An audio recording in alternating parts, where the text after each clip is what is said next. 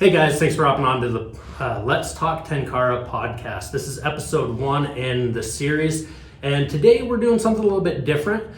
Instead of how most of these are going to be formatted, where I'm interviewing someone or giving a rod review, today we've got Justin Foss as our special guest. Justin knows very little about Tenkara fishing. Nothing. And that is why we have him here actually, is we're going to do a different approach. We're going to start out with him interviewing me. I'm going to start out giving a little bit of background about myself and why I wanted to start this podcast. And then Justin's going to fire some questions at me. I've heard some of them. I'm not familiar with all of them. So this could be interesting. All right, so just to start out, like I said, my name is Brenden Harden. I've been fishing since I was about 4 years old. And one of the first questions I got asked when I told people I was going to do a podcast is, well, what experience or what qualifies you to do a podcast? And the answer is, I'm just a normal guy. But with that being said, I do run a Tenkara guiding service. I've been guiding for I've been guiding for a year. I've been Tenkara fishing for a little over 4 years, fly fishing for 15 years. And so I've taken all of that knowledge that I've gained over these years of fishing, and I wanted to share it with other people. So in this podcast, my aim is to give information as far as like what to expect for newcomers, some advice for people that have been doing it a little bit longer, as well as we're going to do a separate series that will be 50 states of Tenkara, where we'll meet with someone from all 50 states is the plan, and get some information based off of fishing in their state and what works and what doesn't work. With that being said, we're going to go ahead and get into the meat, I guess, of this episode. Justin, go ahead. Alrighty, well, thanks for having me here. It's a real honor and a privilege. So the first question is, what is Tenkara? For those of us that have absolutely no knowledge of Tenkara or fishing. Perfect. Tenkara is a form of traditional Japanese fly fishing. It, as the best we can tell, started around 400 years ago with bamboo rods. It's a fixed line form of fishing, and it originates in the mountains of Japan. And what it was is commercial fishermen were trying to find a way that they could quickly and efficiently catch fish, because as a commercial fisherman, that's what you do. Okay. And so from there, in the late 1900s, we switched over from bamboo to carbon fiber rods, and the tradition is just carried on as a telescoping rod, fixed line, and you're fly fishing. It's a very simple, well, I say simple. It's as simple or as difficult as you make it, but it's a simplistic form of fishing. Okay. And is the carbon fiber more or less efficient than the bamboo? Is there a reason why they switched? Durability is a big part of it. I mean, bamboo as it ages becomes more fragile, obviously. Carbon fiber takes a lot longer to hit that fragile point with age, as well as weight was a big factor. The carbon fiber, you're able to get a rod that's a lot lighter. I mean, there's rods on the market that are like 1.7 ounces. It feels next to nothing in your hand. Granted, there are rods that are substantially heavier than that, but the ability to cut weight was, I think, one of the big driving factors there. Okay, awesome. The second, what is the advantage or disadvantage of Tenkara over other methods of fishing, whether that be fly fishing or whatnot? Now that's a really good question, one that I get asked a lot, and it goes back to there really isn't a distinct advantage. I mean, it's simple, that's the advantage. But as far as is it better than another type of fishing, a big part of that's preference. The other part is fishing rods are kind of like tools, right? It's about having the right tool in your bag for the right situation. And so while bait casting is really good for, throwing out a plastic worm and going for bass, things like that, Tenkara wouldn't be ideal for that situation. But if you're on a mountain stream, you're not wanting to throw a big rubber worm, you're wanting to throw out a fly and not have to worry about all the trees and overhang and things like that. So that's one situation where the Tenkara would definitely be the better option, the right tool for the job. Okay, now for the listeners that have zero knowledge when it comes to fishing, you said rubber worm and plastic worm. I'm only familiar with the biological ones. So can you explain, is there different baiting styles or different bait in general that's used for tenkara that's different from fly fishing or anything like that? So different from fly fishing, the short answer is no. You can use any Western fly when you are tenkara fishing. The traditional Japanese fly is called a kabari fly, and what that is it's a thread body fly that has a reverse hackle. Hackle is a type of feather that's at the top of the fly. Reverse meaning it points towards the eye of the hook instead of down towards the barb of the hook. There are also normal hackle kabaris, so that would point down to the barb of the hook. But the most standard is going to be that reverse kabari, or reverse hackle, sorry. As far as like other baits and things like that you mentioned, like I said, you've got your plastics, which are going to be your rubber worms and things like that, your swim baits, live bait like you mentioned, and really with tenkara you're not getting into any of that stuff. Like you can definitely throw a small rubber lure on a hook and you'll find success doing it. I've seen people do it on tenkara rods, but generally speaking the traditional way of tenkara, and this is Haniru tenkara in specific, is going to be with that kabari fly or a Western fly. Okay, and you said, was it Haniru? Haniru, yes. Okay, Haniru, is that a different method of tenkara fishing? Like, is it just tenkara is its own subcategory of fishing, or are there subcategories of tenkara? There are subcategories of tenkara. The two main ones and the two that I know about are Haniru and Keiru. And the difference there is Haniru tenkara, you're using those kabari flies like we were talking about, and Western flies, you're using a fly pattern instead of a live bait. Versus Keiru, you are using a live bait or rubber lure or something like that, generally floated under an indicator instead of just being out on your line like you would with Haniru. Okay, awesome. Trick question that I thought of. And he's throwing things at me. I knew this was going to happen. So, I believe they're called buoys, but I could be wrong. Those little like red and white things that you see in fishing. Those are bobbers. Bobbers, there you go. Buoy bobber. Those, are they used in tenkara at all? Or is it like something where you're trying to get the hook deep down there? So it depends, honestly. Like I know people that they call themselves a more purist in the form of how they do it, and that's just going to be your rod, your line, leader, and fly, and that's all they're using. There are people, myself included, that in certain situations it's just convenient to have a strike indicator, is what we call them in the fly fishing world. Okay. They're a bobber. I don't care who you are, they are a bobber. We have different types of strike indicators that are used, not the same as those plastic red and white ones you're familiar with.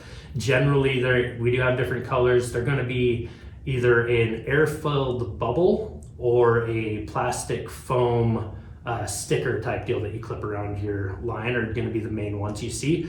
Okay. You do see a few that people will take like yarn and they'll make their own indicators out of. And those are kind of cool. They're a lot lighter weight than the rubber air-filled bubbles. We call those thingamabobbers, if you wanted a fun word for today. Is that a legitimate thing? That is a legitimate thing. They are called thingamabobbers. All right. Again, bobber, right? In the name, thingamabobber. But they, just depending on the situation, like sometimes you do want to reach that deeper hole, and having an indicator on your line just isn't the way to do it. Sometimes the water's moving in a way that the indicator is not going to benefit you, whether it's trying to get the right drift or just trying to be in the correct positioning. So sometimes you use them, sometimes it doesn't. It just depends on the angler and the situation they're in. Okay, awesome. Well, next question.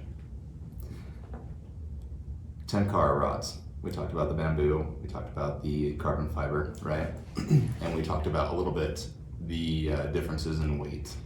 And that's one of the big factors that transitioned over to carbon fiber, right? Yeah. So with that, what is the limit to a weight that you could, like a fish weight, right? The weight of a fish what is the limit that you could do with a Tenkara rod? Like, can you catch big fish?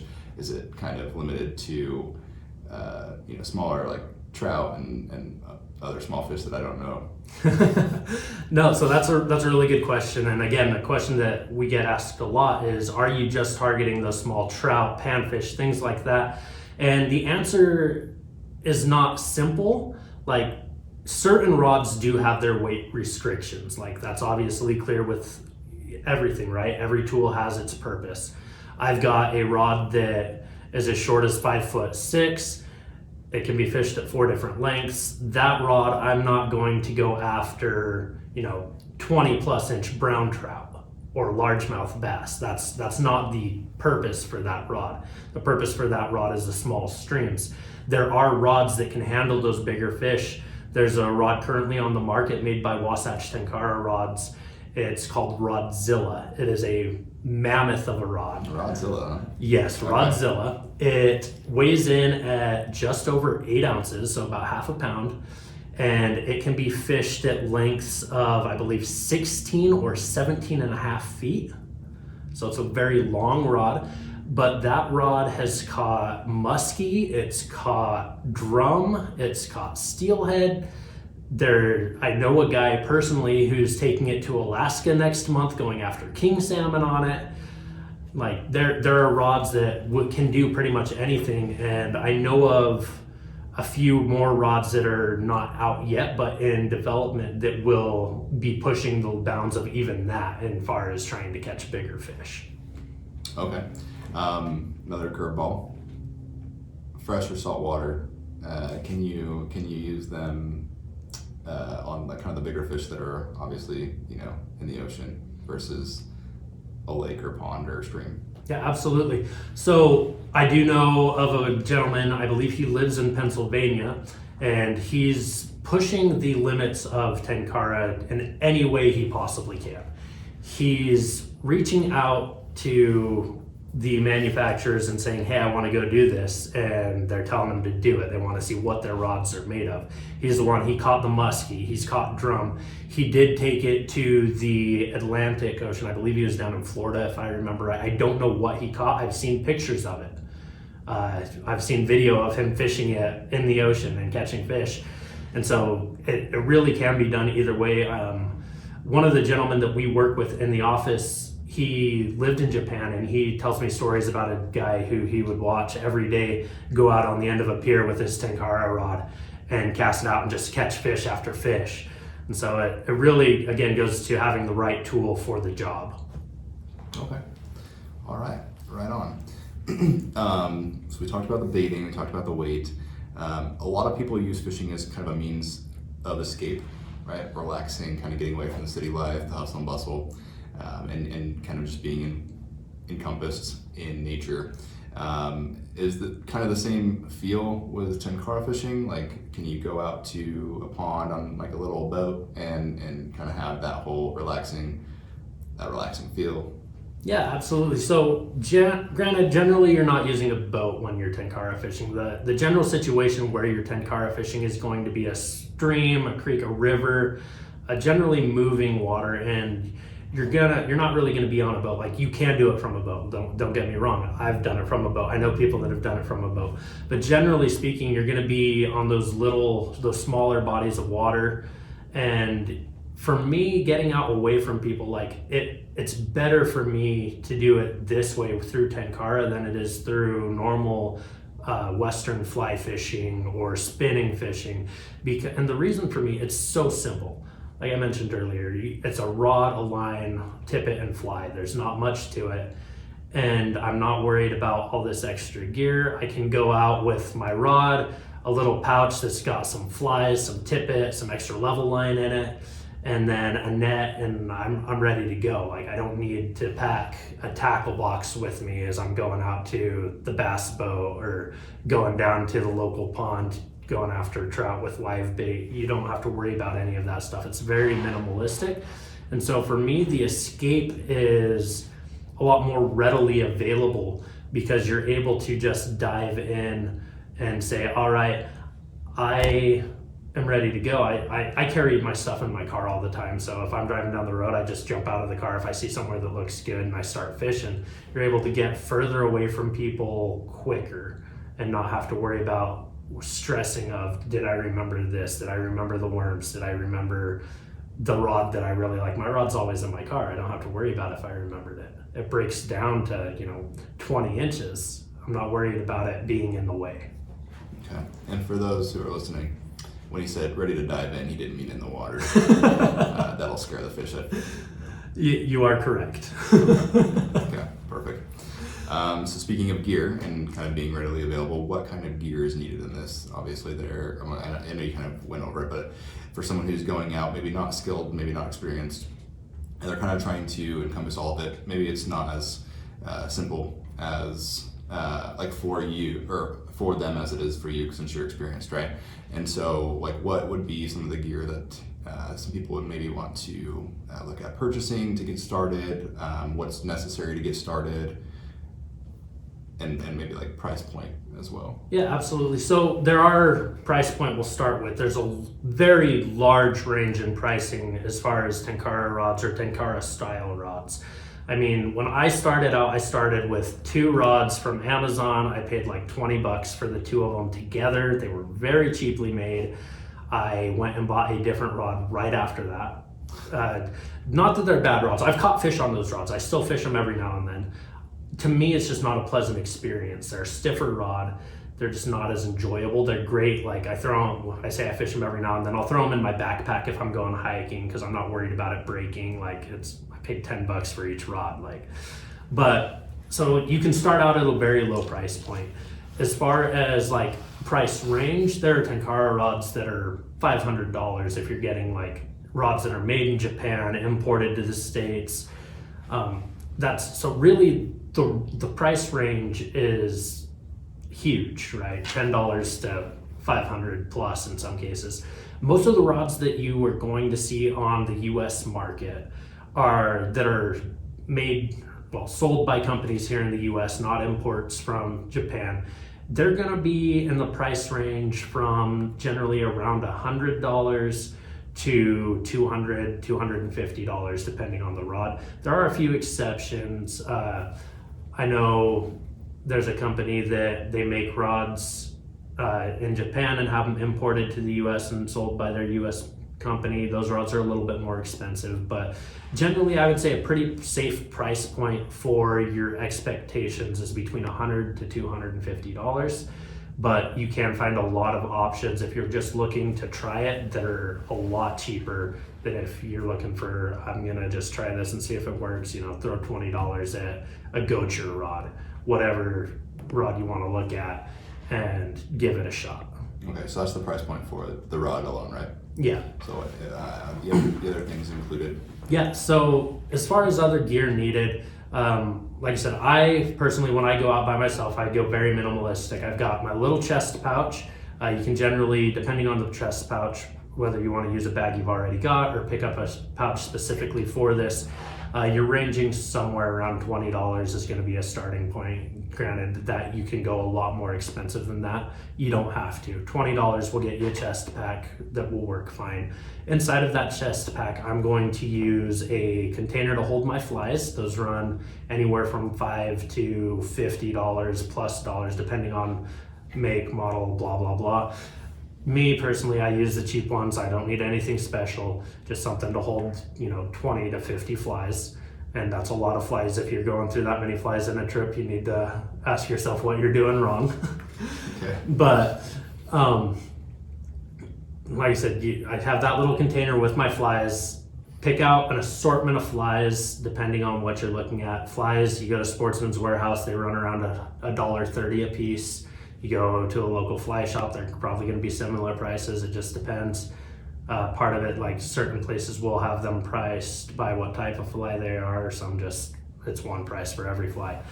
Then in addition to that, your level line, spool of level line and or furled line is the other line option that you'll normally see. The difference being, because I can see that question turning in your head already, your level line is generally a fluorocarbon line. Some people do use a monofilament as well. but fluorocarbon is the kind of industry standard. And then the furled line is going to be more of a braided line. And so the furled line, to me, the only time I'm using it is if it's really windy. It's got a little bit more weight to it, so it's easier to cast in those windy situations. The level line is a very lightweight line. It makes your presentation of the fly as you're flipping it out onto the water a lot prettier, more finesse to it. Real quick about that. So with the line, just a question popped up, is from the people tuning in, that the length of the line, is that different than typical fly fishing? I would assume so, being there's no reel, being that you're correct in the water and stuff. Yeah, so the length of your line, your main line is going to be roughly the length of your rod. I know a few people run it a couple feet shorter than their rod, and then your tippet on the end of that is going to be around 2 feet, and then your fly on the end of that. So generally speaking, you're running with a rod that's plus or minus 2 feet of your rod. Okay. Now there are some exceptions. When I got into Tenkara, I heard a recommendation that you never run a line that's longer than 1.5 lengths your rod. I tried that. I hated it. So for me personally, I don't go longer than my rod. Okay. Awesome. So kind of getting to the bread and butter of your expertise here. If you could go back in time and mentor yourself on the water, what would be 2, 3, just a few things that you would want to know before going in? One of the big things is, and it's something so simple, and I learned it from a Western fly fisherman and applied it to Tenkara, and it struck me when he told me it, and I was just like, why didn't I think of this? Because it's something so simple and like stupid. Keep it simple, stupid, right? The KISS method. Hook sets are free. And what I mean by that is anytime you see a hesitation in your line that looks like it might be a bite, set the hook. Okay. That simple thing took me from catching 1 to maybe 3 fish in a trip to catching 14 fish in a couple hours, more fish. I mean, I told you about the trip. My dad and I, we sat in one spot in Idaho and we caught 100 fish in 2.5 hours. Right. Like, yeah, I remember that. It just goes from you're catching fish to how many fish are you missing because I think that was a rock. And the answer is more than you know. Okay, and setting, for ignorant listeners like myself, setting the hook, what does that mean? That's going to be when you're setting it into the lip of the fish. So you're going to pull back on the hook and it's going to force the hook or pull back on the rod and it's going to force the hook into the fish's mouth. Gotcha. Okay. And then another thing I wish that I would have realized sooner, and again, this is something that it was 100% on me, but I've ran into other people that are the same way. Tenkara rods can fish Western flies.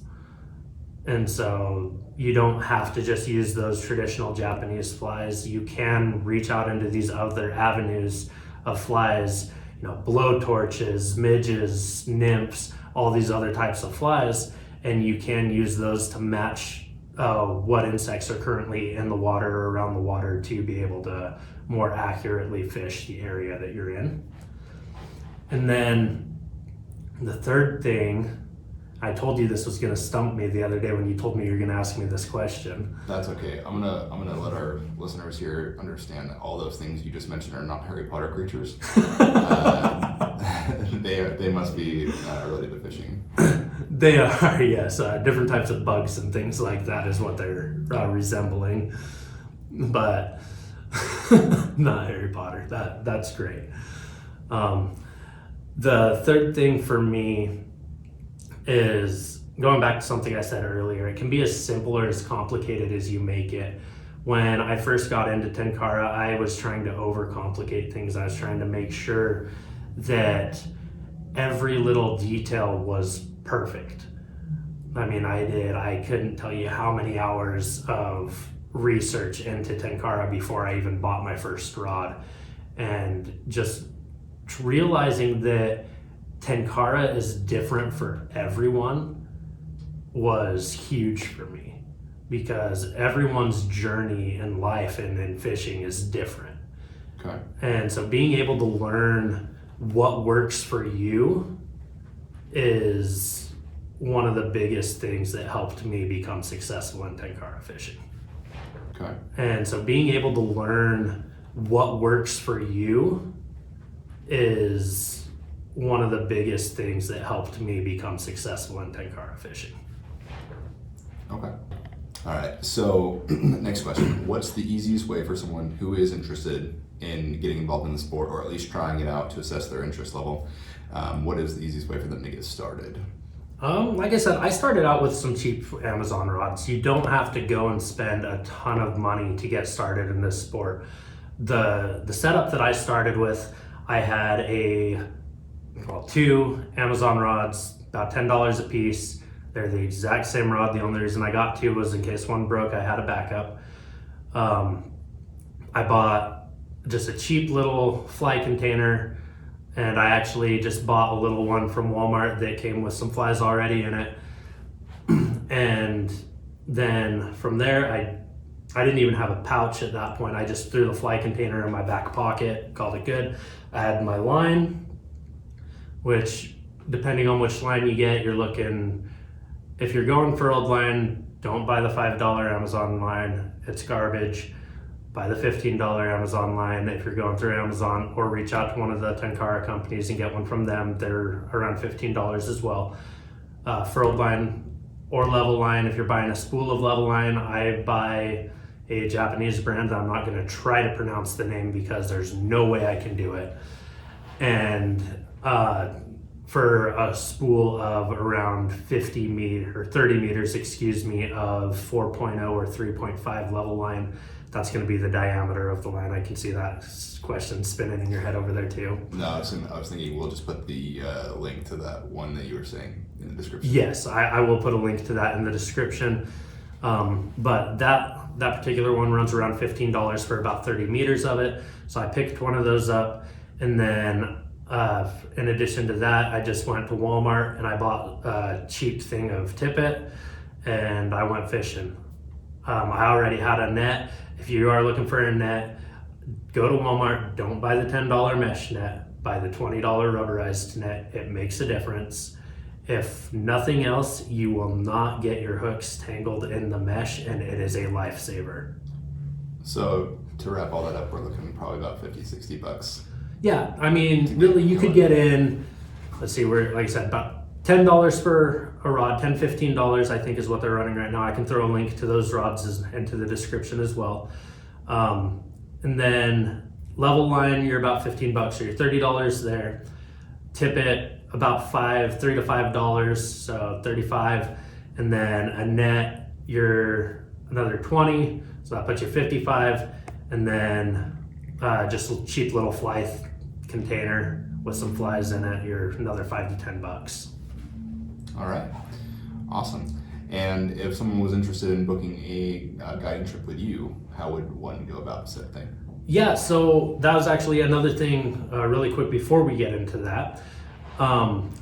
If you are looking into it, you don't want to do the initial investment of, hey, I'm going to go buy all of this gear. Look for a guide in your area that does an intro to Tenkara course. Generally, those courses are going to be about 2.5 hours. They're going to run somewhere around $180 to $200, but you don't have to buy any equipment and worry about doing it and deciding you don't like it. So it's a little bit more monetary investment up front to decide if you like it or not without buying anything, but it gives you the opportunity to go out with a guide, someone that knows what they're doing, and learn from someone. That was one thing that I wish I had done when I was learning, because I taught myself through articles, YouTube, and trial and error. I wish I would have gone out with someone that knew what they were doing. If you don't want to look for a guide, maybe you want to buy some of the cheaper gear and get into it and try a little bit of trial and error, but you want someone that can show you the works. A guide is a great option, but reach out. There's a lot of different groups on social media that you can reach out to and get information. Find people that are willing to go out with you for free. There are those people out there. The experience is going to be a little bit different than going out with a guide, because a guide, their attention is you. If I go fishing with someone else that's just going fishing, though, their focus is fishing. Like, they'll give you pointers and stuff in most cases, but they're there to fish. Right. And then on to your question of how do you get in touch with me, you can reach out to me through social media. I'm SL Tenkara on Facebook and Instagram. You can reach out to me through the podcast here at Let's Talk Tenkara. I do have that on Instagram, as well as my email is letstalktenkara@gmail.com. Or you can reach out to me via my website. There's a contact us section, and that website is saltlaketenkara@square.site. Awesome. Well, Brenden, thanks for having me. Thanks for letting me interview. Thank you very much for coming out. Get educated a little bit. So I appreciate that, because I am very ignorant in the world of fishing. So it's good to be able to talk to someone so knowledgeable and get your insight. And excited. We should do it. We should go fishing. Let's do it before you move. Thank you again, Justin, for coming on to the first episode of Let's Talk Tenkara. It's been a great pleasure having you here and answering some questions that I know you had, as well as some other people that we've talked to and some other people I reached out to had. If you do have any more questions that we didn't cover here in the episode, don't hesitate to reach out. The email for the podcast is letstalktenkara@gmail.com. And I'm more than happy to answer those questions. You can also find us on Instagram at Let's Talk Tenkara. Thanks again, and we look forward to having you on for the next episode. This has been the Let's Talk Tenkara podcast, hosted by Brenden Harden. Special guest, Justin Foss. Tune in next time, and Let's Talk Tenkara, a Salt Lake Tenkara production.